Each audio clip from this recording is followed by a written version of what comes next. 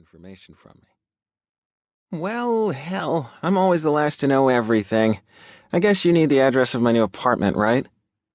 When she offers to text it to me, I accept gratefully.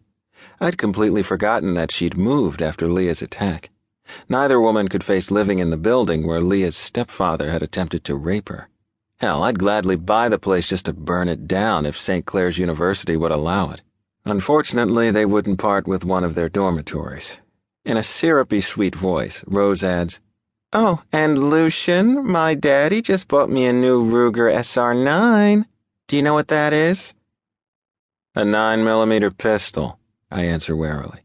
Sam is somewhat of a gun collector, and Ruger is one of his favorite brands of handguns. He usually opts for a shooting range, whereas Rose seems to be more of a loose cannon with her hobby. "That's right," she answers smoothly. "And if you've pulled a Jake on my friend, you'll be on the receiving end of it."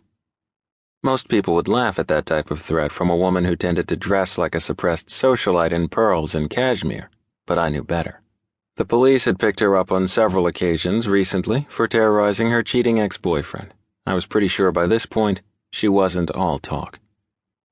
"That's not it, but duly noted," I reply quickly before ending the call. Turning to my aunt, I wave my hand to the Starbucks across the street, and we walk there in silence. It wouldn't have been my first pick for a private conversation, but at this time of day it's fairly deserted. We both order a plain coffee, and when they are ready, take them to a table in the far corner. Looking mildly curious, my aunt asks, "Do I even want to know why you were discussing guns with Lia's friend?" Shaking my head, I say, "No, trust me, you don't. Suffice to say, Lia has a very protective friend."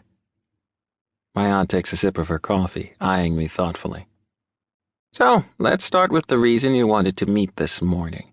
I'm always happy to hear from you, but I gathered this was to be more than a social call." The smile on her face shows she notices me shifting sheepishly in my chair. It's the feeling many adult children have when reminded by a parent that they don't stay in touch enough. I love my aunt and would do anything for her, but until Lia, I'd always been more of a loner. I have friends who I consider family, but I prefer to keep them at a safe distance. People I love don't seem to fare well. "Point taken, Faye," I note dryly. I have no idea how to delicately state my reason for needing to see her, so I get to the point. "I've been using cocaine for years, and I need to stop." I brace myself for the shock and disappointment I expect to see on her face, but instead it remains blank. There is no flicker of surprise. I find that instead of her, I'm the one at a loss for words now.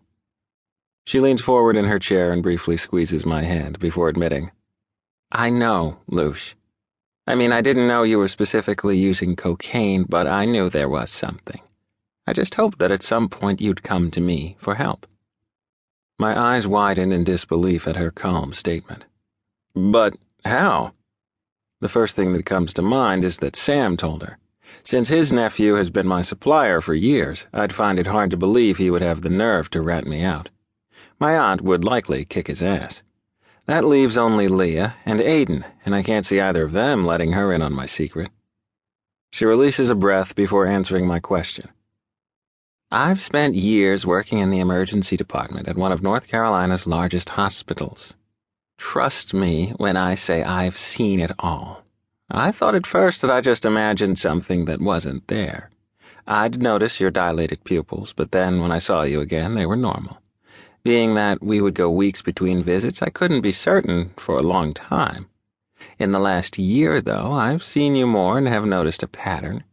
When Lia was in the hospital, though, you seemed fine, and I hoped that having her in your life had helped you gain control." Closing her eyes briefly, she drops her head before adding, "Luce, cocaine is deadly. This is going to make me sound like a horrible authority figure, but I'd have preferred marijuana." Attempting to lighten my aunt's morose mood, I joke, "So, you're more than fine with me smoking pot? I wish you'd have clued me into that when I was in high school. It would have prevented a whole lot of sneaking around on Aiden's and my part." Aunt Faye rolls her eyes. "You boys were never as smart as you thought you were. I had half of the neighborhood keeping an eye on you.